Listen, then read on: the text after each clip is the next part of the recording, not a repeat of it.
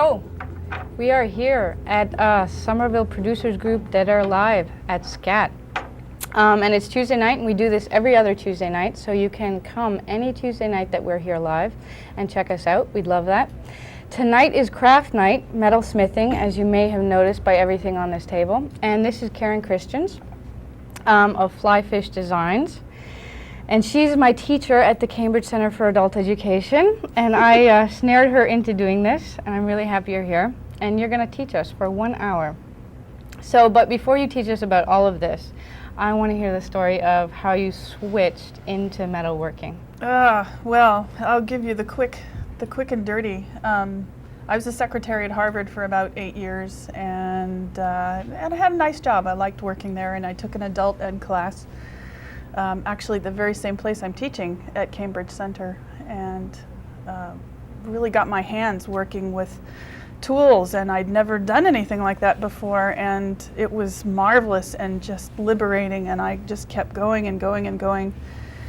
And I took adult ed classes for about 4 years, and then decided that I really wanted to do this full time, and applied, got a portfolio together and applied at Mass College of Art and got in and got my BFA, so now I'm back teaching. And you just got funding for a studio? Well, I've got funding for what I hope to be the first community metal studio in Boston. We're looking for space. If anybody knows any space out there for us, call 628-8826 right now. We're looking about 1,000 to 1,500 square feet, so it'll be really great. I've really been able to see a need for people who don't want to commit to a full-time studio but want something more than just the small coming in every 2 hours or so per week. Exactly. So, it's not enough.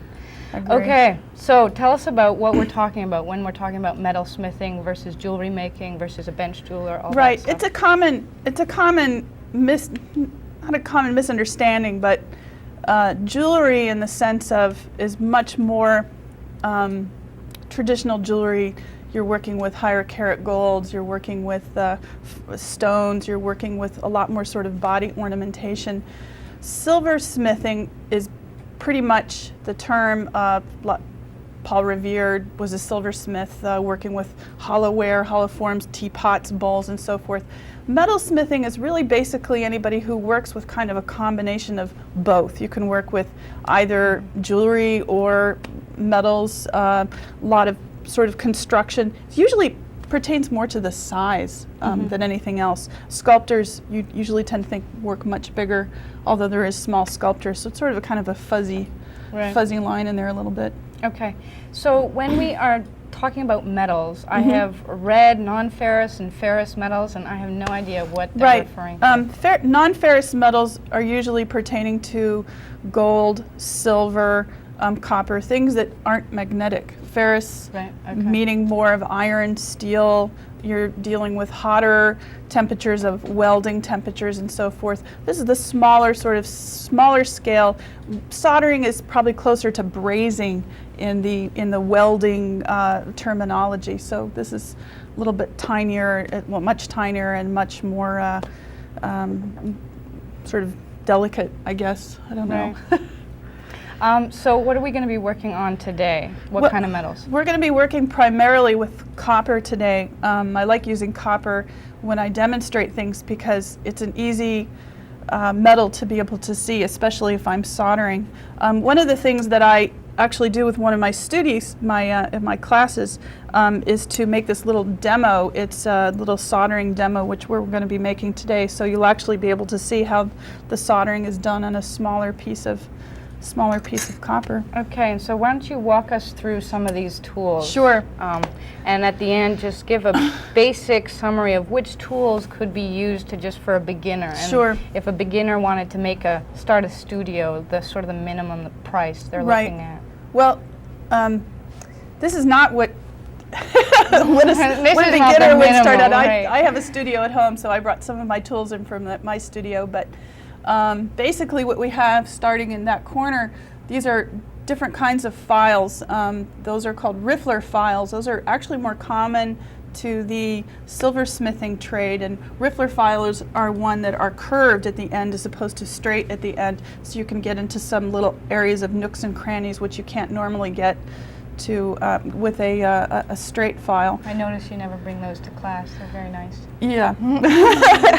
Well, I can't bring everything to my classes for sure. Then I have, those are cut 2.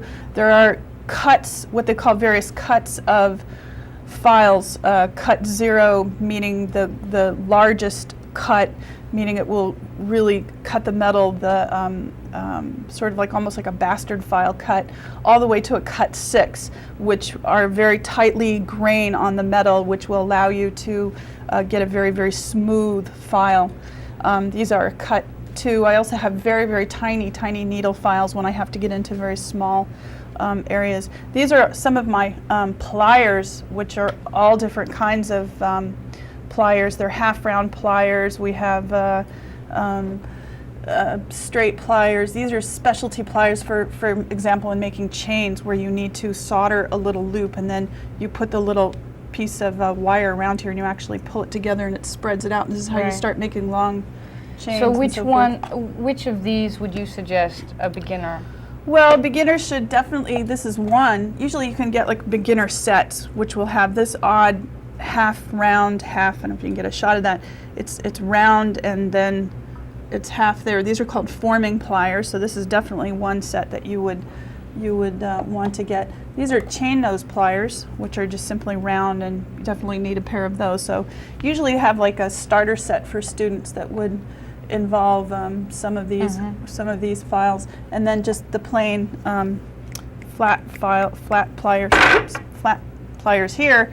That's one of the 3, and then also these are called parallel action pliers. This is another kind of forming plier, so they're very nice to have.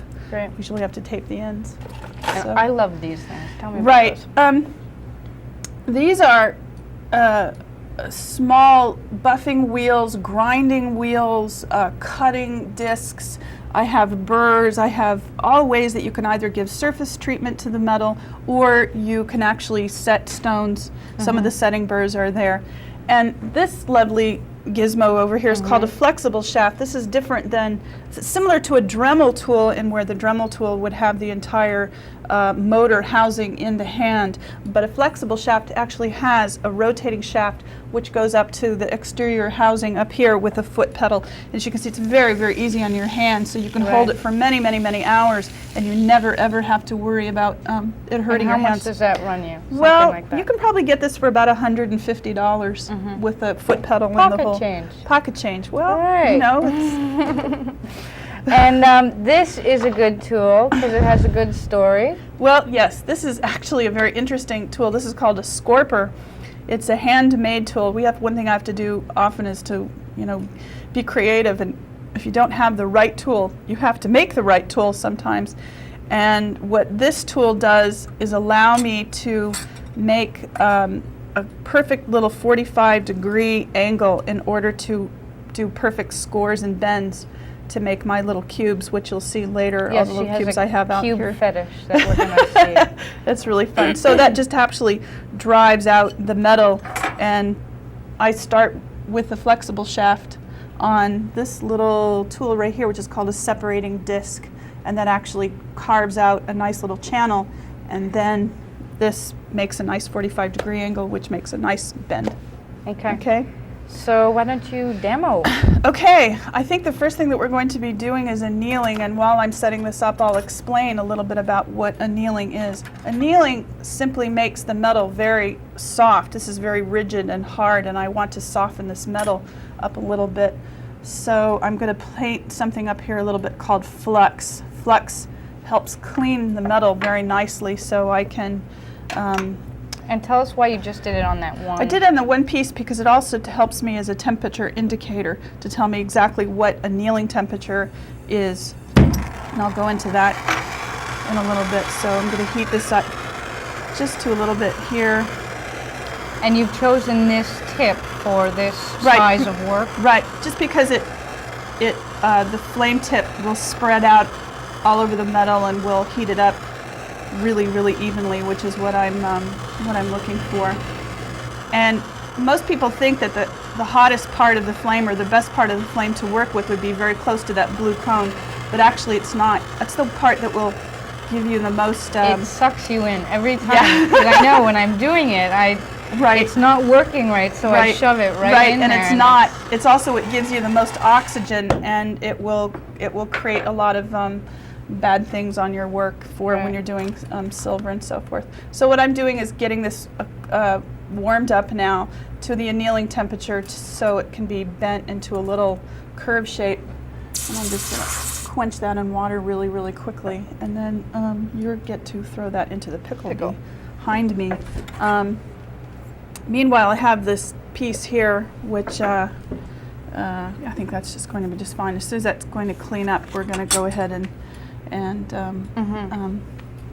solder that down. What are we going to work on this? No, I think what we're going to do is probably maybe work on this one a little bit, because this one I'm doing in copper. And I think maybe what I'll do is try to demonstrate an interior cut, or maybe a little bit of cutting for you. What I've done... I like your people. Yeah. Well, this is another. Yes. And eggs. She has a sperm fetish and a box fetish, and she's married them. Yeah, I've got this sperm fetish going on. I have no idea because I don't even have any children. Get her ears. Nor do I desire any children.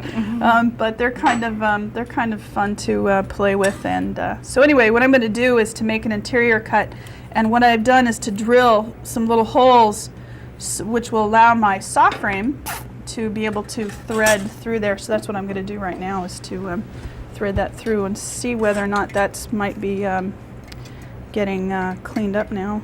And so why boxes? Well, it's a funny thing. I don't draw very well, and I had a real struggle in school in drawing. So my teacher always said to me, why don't you just draw a cube? And I thought, well, that's easy to draw. So I got into drawing these cubes, because basically they were the easiest thing in the world for me to draw.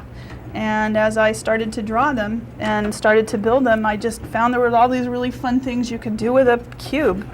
Right. And it just sort of got into an obsession.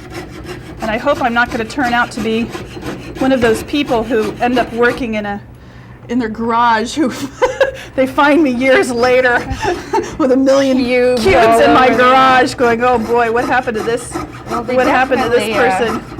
Make a museum around you if you got that cookie. Well, I love them, and the nice thing I must say about working with a cube is that it's probably one of the most difficult things to work or to make in metalsmithing. And you'd ask, well, why would I start with the most difficult thing in metalsmithing for my beginning classes? And I think because the cube teaches you everything you need to know about filing, cutting, measuring, soldering. Everything is there in one hit. And when you're done, you have this kind of neat little play toy to play around with. It's just kind of fun. So I'm just going to whisk that out really quickly. And this is not as easy as she's making it look. Every time my blade broke for the first 3 months, I absolutely... it just takes practice. Tweaked and had a fit.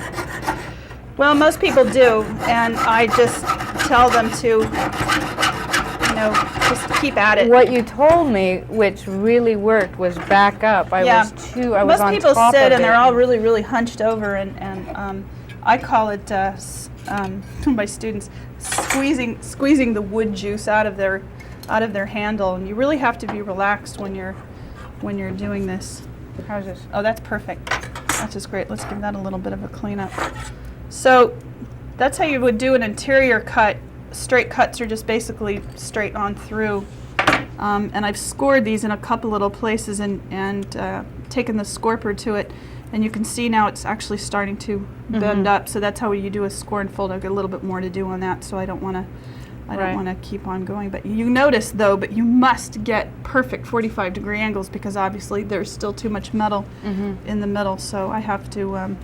There were very few actually successful boxes that came out of that class. It's very difficult there were to a do. few that came out. Actually, I think that people hung with it, and really enjoyed it a lot.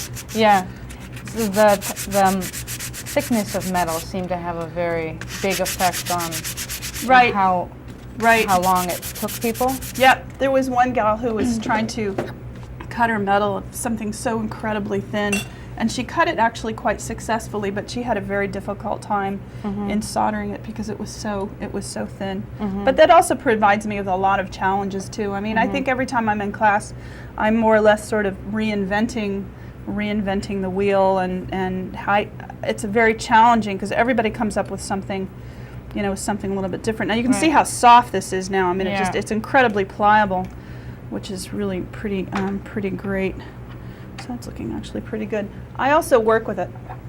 This is the best tool in the world is these great Nicholson, I'll give a plug for Nicholson. These are great Nicholson flat files, and they're absolutely marvelous. And they're really great. And basically this is for the solder and to make sure that it meets the metal it's right. I going to be want a soldered. pretty good fit on here, so I'm just soldering it up. I'm just filing it flat a little bit. It's not perfect, but it's good enough for what we want to do on this. So now I'm going to go ahead and flux this. The flux again, it's going to keep the metal nice and clean. And this allows you to apply heat for a longer period of time as well? Well, sure, because what we're trying to do is to get the solder to run. And if it's really dirty, the solder doesn't run. You have to think of it like a snow plow on a really, you know, a day full of snow and rocks and boulders, and you're the car trying to drive through the street with all the rocks and boulders, and you can't get anywhere because it's so dirty. So the flex actually is like the snow plow. It kind of clears everything away of dirt and grit and lets you drive down the road there. Okay, so there we have that. So now I'm going to do is to still take this, this is solder, by the way. It comes in these little wires. And we're using a medium grade solder. Medium, yeah, it's a medium flowing solder. Solder comes in 3 varieties. What I'm doing now is just bumping up the solder up into the little crevice up there. And for example, if you were doing multiple solderings, Right. you'd start with the hard. Right, meaning, yeah, I should have gone into that. The 3 kinds of solder we work with is basically easy, medium, and hard. Hard is the hardest, meaning the highest melting temperature. Medium is 1 click down from that, and easy is something that you would put on for earring backings or for little delicate work. Because it melts so quickly.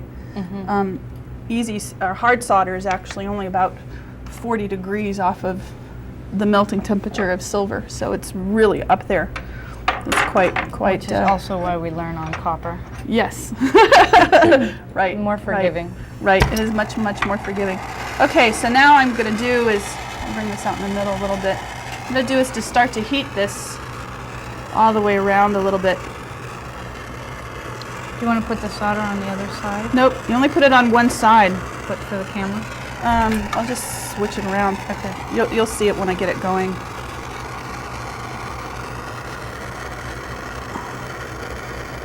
Yeah, I went through phases with solder. I seemed to be able to do it right away, and then I lost it. Yeah, well, it happens, you know. And what reminded me was when you were doing the cone, you have to heat where you want the solder to go, Right. not necessarily Where the flame is. And I think that's one really hard thing trying to teach students in the very beginning, is that they think, well, if I concentrate my flame right there, then my solder will go in that direction. And what you want is to trick this out. So if you want a nice clean seam over here, you want the solder to run over there. Now all I'm doing now is just pushing this back, and I'll flip this in front in a minute. The flux is melted out now, so I can move things around pretty easily. and things get kind of sticky and bubbly, and Yep. the solder starts moving around. Yeah, now you can see that solder there. So what I'm going to do is just start to pull this from the back, and you'll see the solder run. Actually, this is kind of nice. Yeah. Now you notice I'm not heating up the top very much. Okay, what am I doing here?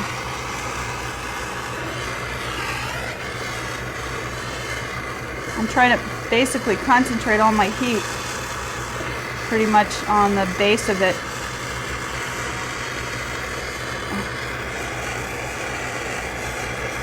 Spin it for that. Okay, yeah, how's that? No, the one over my shoulder. What? For Charlie. Okay. How's that? Yeah. There you go. Yeah. There, now you can start to see it run there. Right. Yeah. It took me so long to see that. Yep. Even. I mean, you'd say, there it goes, and I'd say, I can't see it. Yeah. Oh, that happens, you know. So there you go. So now we got our piece pretty well soldered down there. Now there's a second way also to do soldering, which is what we call a stick method. And that's to take the solder directly and to feed it without having to cut little pieces and placing it around. Stick soldering is very useful when you need to get a seam down pretty quickly and you don't want to waste your time putting things in little tiny areas, so you just go at it directly. The people who are the master, believe it or not, at stick soldering are the Hopis and Navajo silversmiths. Oh, yeah? They do all of their work by stick soldering, so they've really been able to get that. And what I have to do now is to get the temperature back up again, and I have to wait for this to start flowing again. If that area were not clear, would you have to pickle it again? Yeah, I've got it enough now that I'm going to try to get at it. Try to heat it up and get at it. And the pickling. There we go. Now you can see it starting to melt there. And what I'm going to do is just take my solder, and you can just see it just jamming it right in there. And it just kind of like runs a little line. I'll do it one more time. You just see it, push it right in. See, and a little silver line goes right in there. Yeah. And you just kind of pop it around. Whenever I stick solder, it just a whole chunk falls off. Yeah. And kind of flails. It's for a because while. you're not getting it hot enough. Okay. And that's the problem, is you have to get the metal hot enough that it will accept the the heat. You also blast through a heck of a lot of solder going that way, though. Right. So why is it that the Hopi and the Navajo? Because they never learned to do this little lay the chip down soldering. It was just they just always have their solder at the go and just run with it and could just touch it. They were great at it. Right. So basically, we'll let that quench that out here. Oh, fire. and this is basically Yeah, that's what going to looks like, right? just as Pretty an much. example. See, that's what I wanted to have my box look like, because I love it when it goes into the water. And what kind of patina is that? Well, this actually is no patina, really. I mean, this is just residue that comes off from the fluxes But isn't there a combining heat with the copper. patina? Or There is a heat patina, which is close to the little reddish, deep reddish part, and that's actually bringing the copper up to an annealing or pretty hot and plunging it into boiling water, and that actually will hold okay. it. And you It's can't, not cold water. It's it's boiling. not boiling water, Okay. right? That's why they call it heat patina. Okay. So, what we're going to do now is completely different. It's some casting. Right. We'll go into So- the casting now. That should be a lot of fun. We'll get Right. rid of this stuff. Right. I Can we need my pickle little. this? Yeah, that'll be fine. I need the Right back here? right there. Yeah, great. Oh, you know what? What? Let's talk about the artistic process. All right, that sounds fine. Before we do this. We'll just spend a little time doing that. That's just fine. That basically, before you even approach a box, and this is, halfway there. Right. What are you suggesting?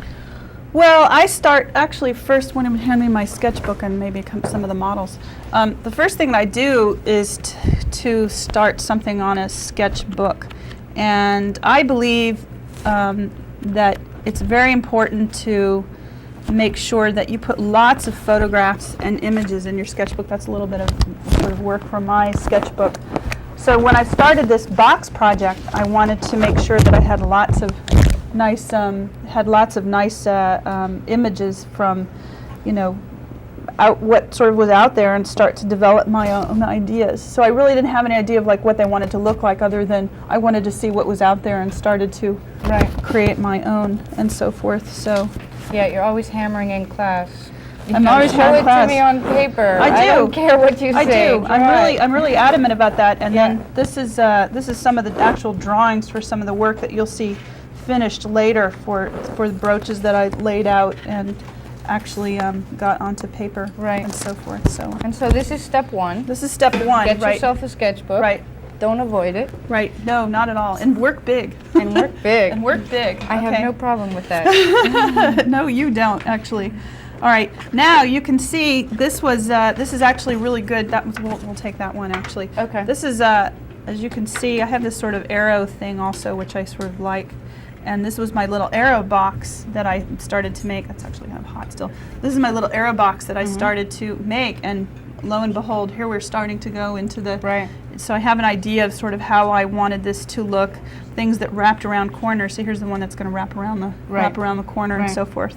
So that's how that process. Often I go into models, and I have lots and lots of little paper models that I brought with me, which are very close to some of the work that's in there, but not always. I mean, some of the work has changed as it sort of moves along, and they're not very fancy. I'm always amazed at my students who bring in these like perfect, technically gorgeous boxes. Right. But they're just little ideas to sort of get me going and get me thinking about how I want to, how I want to do things. Oh, this one is the one that's at a gallery right now? Yeah, I have 3 in a gallery in Louisiana. This changed and has that wire cone. The birthing of the birthing cone, right, that comes out. And I like a lot of humor in my work too. So this one's called Peeling Cube, and I'm actually going to be putting a little spam key at the end of it.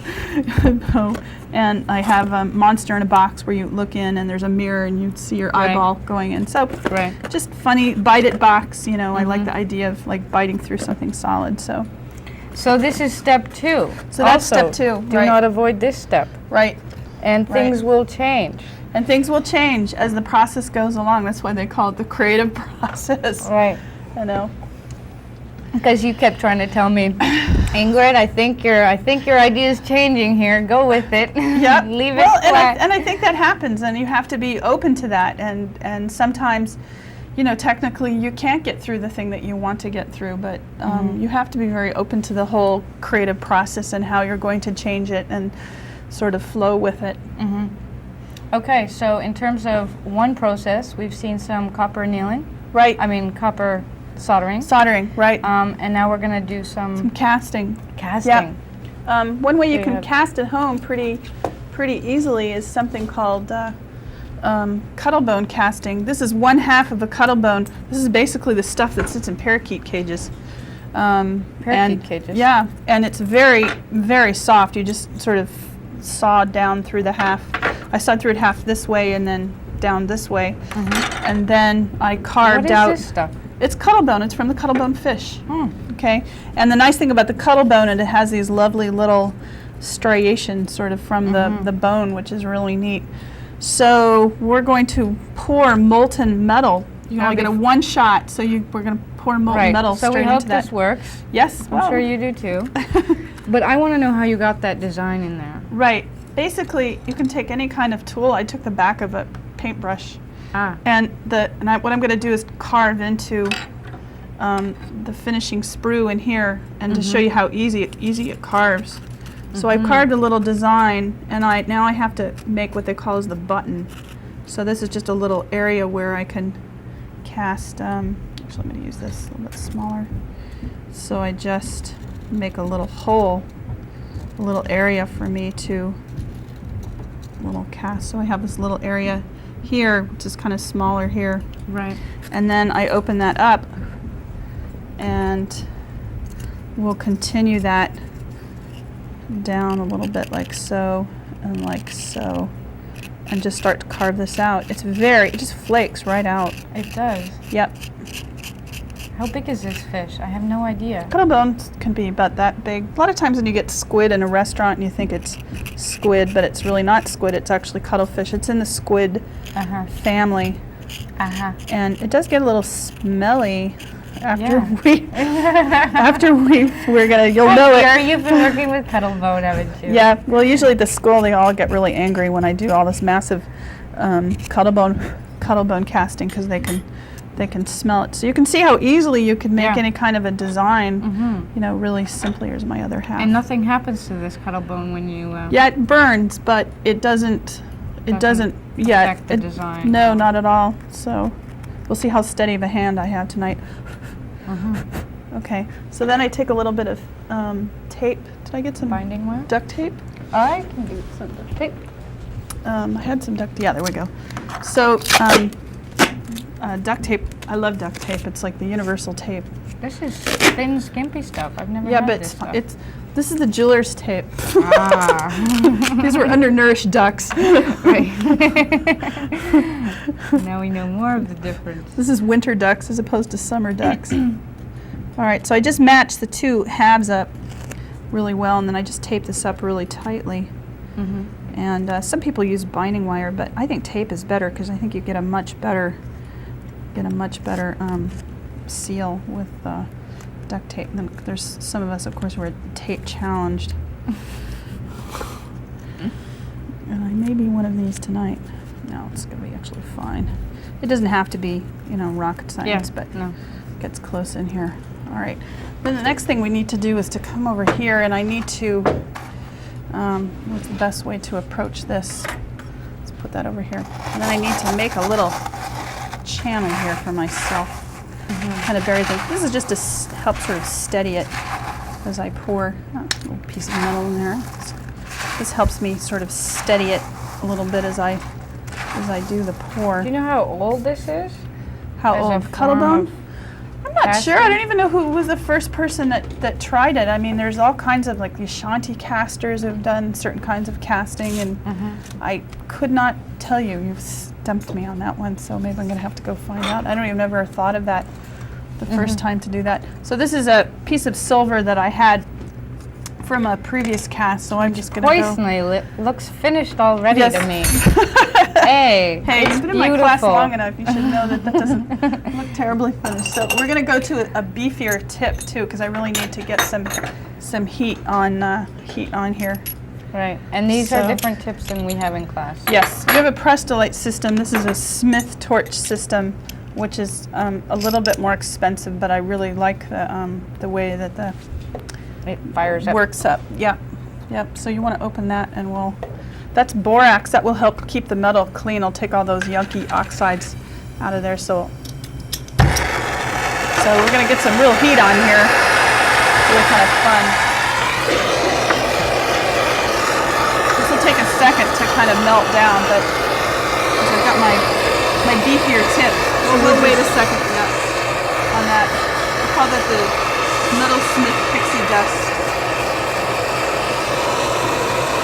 How long does this take? Just a few minutes to really get going.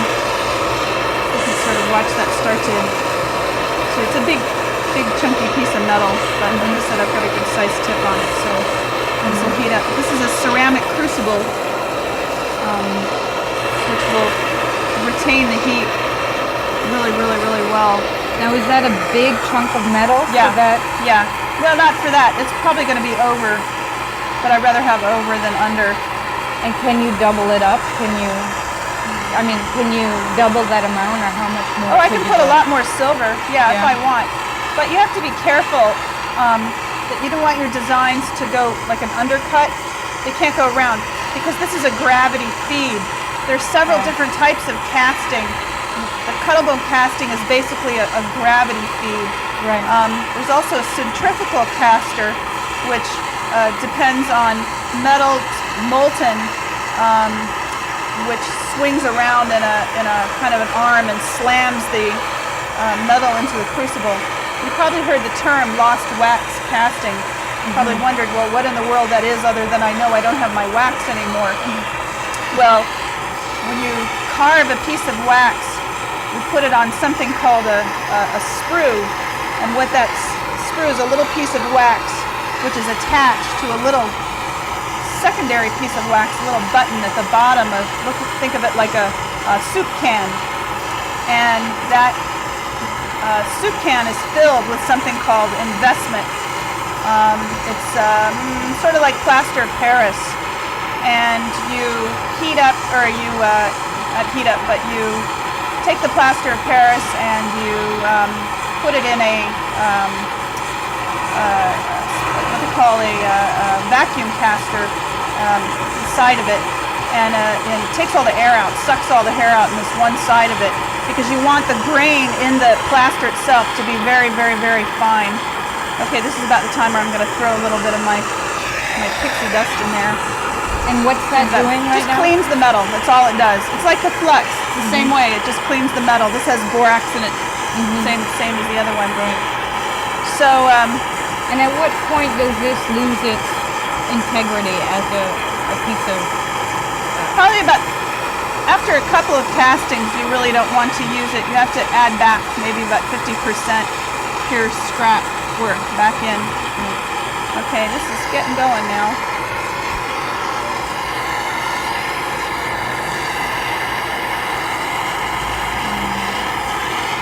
So anyway, go back to the casting. After you've bubbled all the air out of the investment casting, then you pour it into this flask, and then that flask gets put into a kiln upside down, so all the wax drips out where your positive was and now makes a negative. And either through a vacuum, like pouring it through a vacuum of gravity feed that actually has like a vacuum that sucks it, or through a centrifugal caster which sort of throws the metal into it. That's how you cast. But until you make something called a rubber mold, you will lose your casting pretty much forever. All right, we're starting to get close now. You can see it now. It's getting very liquid. All right, so I'm going to transfer my hand into the other hand because I'm obviously right-handed here. Now the next thing I'm going to do is you want to just hang on to that pan a little bit. Yeah, that's fine, just like that. So now the next thing I need to do now is to heat up the pour spout a little bit. Okay, swing it just to the right. No, that's good. Swing it just to the right there. That's good. That's perfect. All right, so I need to keep this hot as I pour. Hopefully I can do this.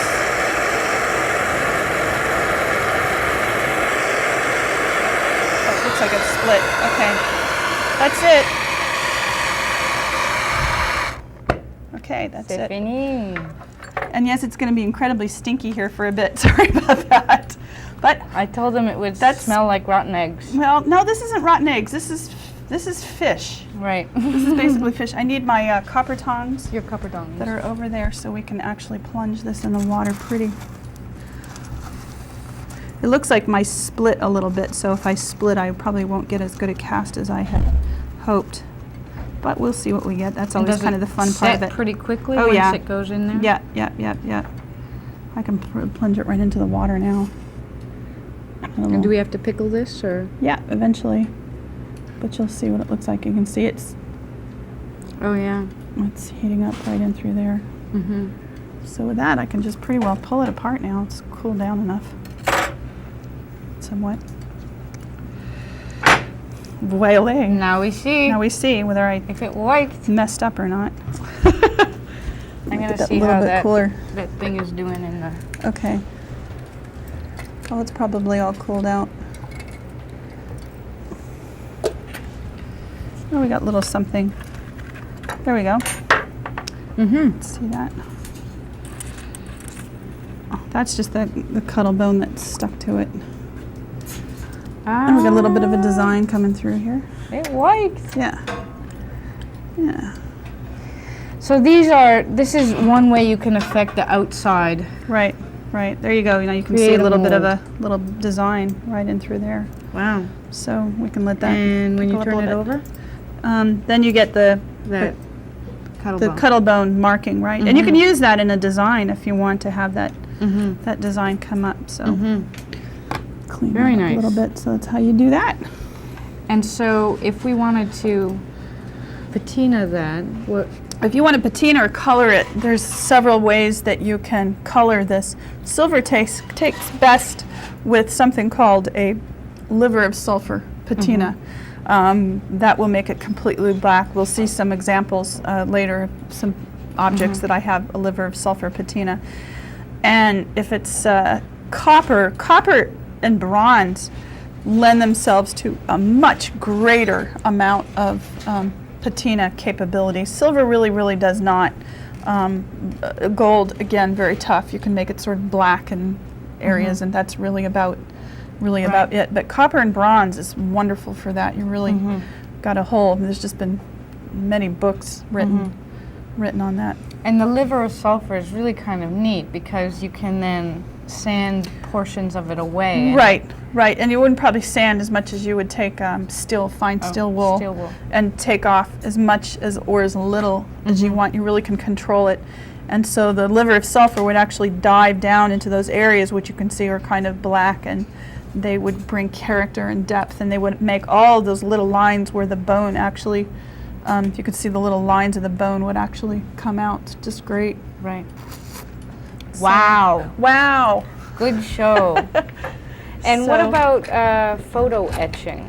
Photo etching. Well, the etching process is usually when you take a mordant or an acid, and you have and you can take an object. You take metal and put it into an acid. You must, however, think of it like batik, where you make batik and you paint the wax on areas where you don't want the color to go. Photo etching or etching is exactly the same in the way that you put down a resist where you don't want the acid to bite. Okay, right. So that could be Sharpie markers will work great. This is for copper. We use ferric chloride, and bronze you can use ferric chloride. For other, which is basically an iron salt. It's like you get it in Radio Shack for printed circuit board etchant. But this also brings out the it affects it a physical depth. Yes, because of the way that the acid bites into the surface, you're actually eating away portions of the metal, so that will give you.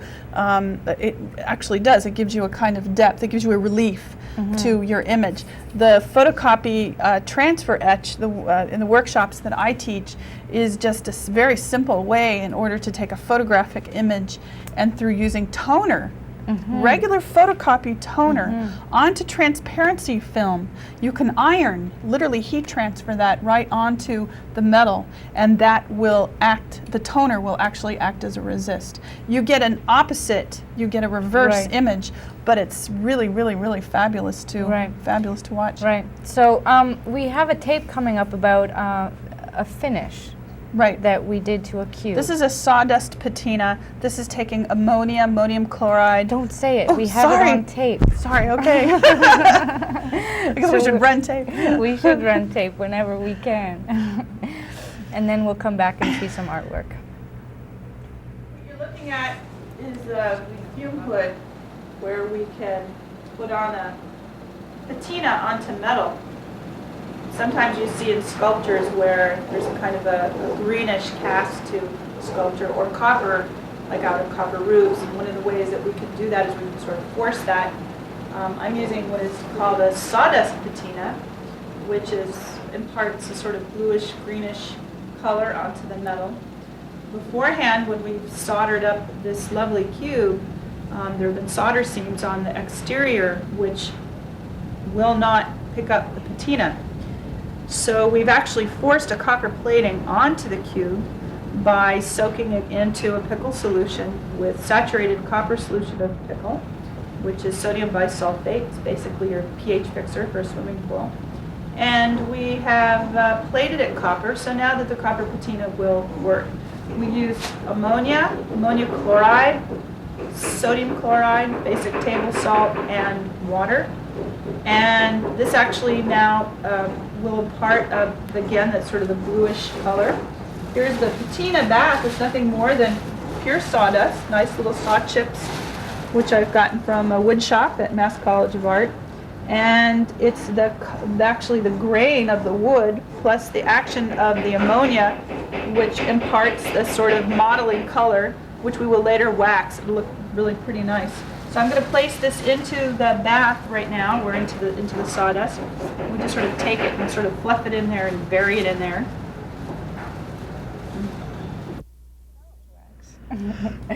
So, we have magically switched everything in front of us, and we have Karen's artwork. But first, this is what happened to that box, but which I have not waxed, and so it does not. The modeled effect isn't as pronounced as it will be. This is a sawdust patina wax, so the bowl. So the bowl, right? Right. So take us through some of this stuff. Sure. Well, this is sort of a collection of all the things that I end up doing and all the interests that I like working in. These are the cubes, of course. Not all of them, because some of them are away at a gallery. And as you can see, some of them looked like some of the models that I had put out, but some of them do not. This is the big bracelet that actually can be worn. It's really fun. Put it on. To wear. Put it on, okay. Yeah. So we'll put the snaps in very nicely. So this is this giant gorgeous giant bracelet that I love to wear. Leave it on. Leave it on. Okay, we'll leave it on. So tell us about one of the boxes that changed a bit. Boy, one of the boxes that changed a bit, I think. In process. In process. Yeah, I would have to say probably this one. I had made a cone for it and was trying to figure out exactly how I wanted to structure that cone and how I wanted to integrate that cone, and it wanted to live in there and rattle around, and that's what I sort of liked, the fact that it rattled around quite a bit. This was turning out to be much smaller and pointier, and I made a much larger one, and I like actually going for some material shifts from time to time, and so I decided to put in a Nerf ball, which is just kind of wacky, but because you like sort of fun. The mixture of materials. Yeah, and the green is really hideous too, so right. it need to be that hideous green color. This is an example of some of my photo etching that I do on my books, which you can see these are just taken from the Henkel's. Some of the Henkel's drawings of science drawings, which I really, really love. And then in the interior, they're all riveted.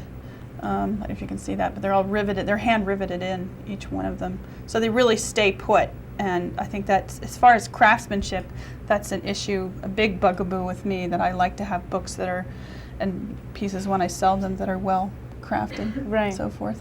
How much do you sell this for? I sell these for $45 for the work. And that's brass on copper for this? Copper on brass. Copper on brass. Right. This is a gorgeous little Thank you. octopus. Thank you. Oh, they're really fun. And They're really fun to do. And tell us a bit about these rivets. Yeah, these are basically a washer system. You need to have a large washer so it doesn't pull through the paper. So I was able to sort of spread out the washer system a little bit, and you solder a post onto a flat piece of sheet, and that basically makes your little washer. And then I would thread it. I would drill all the holes at the same time, right through the book, through the metal, everything in one shot, so everything would always line up. And then push the rod, the little washer, up through the back, through the front to the metal, and then do what they call a rivet or a cold connection down into it. Just basically taking that post and spreading it out with a little tool so it kind of mushrooms out, and then hammering it out so it captures the book so it's nice and tight. Right. All right, moving on. Moving on, this was my first big photo etching project. A few of these are from my days at Mass College of Art. This was my cup for the atomic age. I sort of like the difference between finding something of like, is it a relic, is it a trophy, what is it? And that I was very interested in. And when did you make this? This was my junior year at Mass College of Art, and it's the basically the atomic bomb. I was very interested in sort of what had gone on at the bomb blast at Nagasaki and Hiroshima, and did a lot of research on the World Wide Web and found a lot of amazing images. And one of the things that really interested me the most were these, at the time of the blast, everything kind of goes negative. There's actually heat patterns on concrete because from trees that had just obliterated but had left that sort of impression. And so I had sort of made the cup from the photo etching in reverse to sort of to make it symbolize where everything changed at that moment when that bomb had dropped. I mean, everything reversed. And the process kind of reflects what happens in those shadows. Yeah. It's a kind of an important piece for me. I really like it a lot. This was we had to do one project there's another one I did in college where we had to do a found object, and I had to sort of chase a found object, and my found object was a pod from the gum tree pod, those sort of weird little pods with these little spiky things that come out of them. We don't have them in California, but I found them here and was completely enchanted with them. So that's what I did. It was my found object, and so we had to make a series, sort of a body of work chasing this found object. So this pod bowl was one of them, where I had to actually raise a bowl in the silversmithing style. It took me about 27 hours of work to do, and then hand cut them later. And after that I said I'll never raise another bowl in my life. So I want you to explain these pins. Yes, the pins. Yeah, this is more of the sperm series in something that I've been working on. They're inspired again from a man by the name of Van Leeuwenhoek, who is a 17th century scientist, 19th century scientist. He invented the microscope, and he used to sit at his microscope, and he was great at rendering, and he drew his idea of spermatozoa. And so I looked at those and I thought, wow, those would be great, doing some of them in wax and then some ideas of my own. And I just got into thinking about how much genetics has changed over the years. We don't really, sort of reflecting of what had happened with Dolly and so forth. So they're kind of neat because you can wear them in like earrings the way I have, or pendants, or individual pins. And when you wear them as pendants, I group them all together on a rubber cord. And so they bang at the gate and they're denied entry because they hang right at the crotch level. So I have a lot of fun with them. Very good. So, and I love these because of what they're made out of. Yep, this is epoxy inlay, which is basically 2-part epoxy. And I raided my spice cabinet in the kitchen. The yellow in the circles is ground mustard, and then we have, let me just get that here and I'll just hold on to it. We have ground mustard, we have black pepper, and the little red area is turmeric. So it's really fun. The arrows are, again, this is sand, black sand from my aquarium. This is a combination of turmeric, and then I mixed turmeric and ground mustard together and got another color out of that. And what are you mixing this with? 2-part epoxy. DevCon 2-part epoxy. Couldn't find any the other day. Yeah, I will find some. Okay. I teach this in my class, so. Okay. I want to do that. Really fun. So tell me a bit about the difference. You went through art school and now you're teaching nonstop, and every day I hear, I want to do my artwork. This is the hardest part. I knew that when I went to art school, I wanted to be completely committed to staying in the arts. No matter what I did, I wanted to stay in the art field, whether it's promoting it or building it or teaching people privately or teaching people in a class situation. I thought I have a great opportunity to bring something that I love that's so hardly known out into the real world. And I thought, well, I could go through my MFA and then really start for a teaching job and go that route.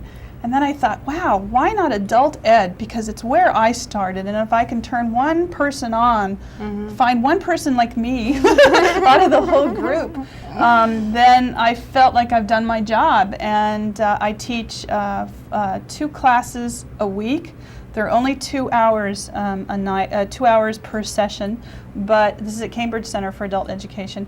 But we've added on studio Saturdays, which have been very, very helpful, so people can come in for 8 hours as a time, and they can really work, and this really gets people to catch up on a lot of projects. I write them pretty hard, you guys pretty hard. Yeah. But you come out really learning, and that's been really the best part. And I always I have what I call my boomerangs. We're all clamoring for my classes, so I guess they're pretty successful. Yeah, they are. We do field trips. I take people to the Foundry out at Mass College of Art, where you can go Friday nights and watch the pours for the bronze pours in aluminum. That's really fun. You can go. Anyone Yeah, can go. anybody whenever? can go. Yeah, Friday anybody nights? can go Friday nights. It's really a lot of fun. Which tea stop is that? That's the Longwood Tea Stop in front of Mass College of Art, and go find the Foundry. Ask somebody Good where luck. the Foundry. And the pours usually happen around 4 o'clock in the afternoon on Friday afternoon, so it's worthwhile to see. And we're going to Maine.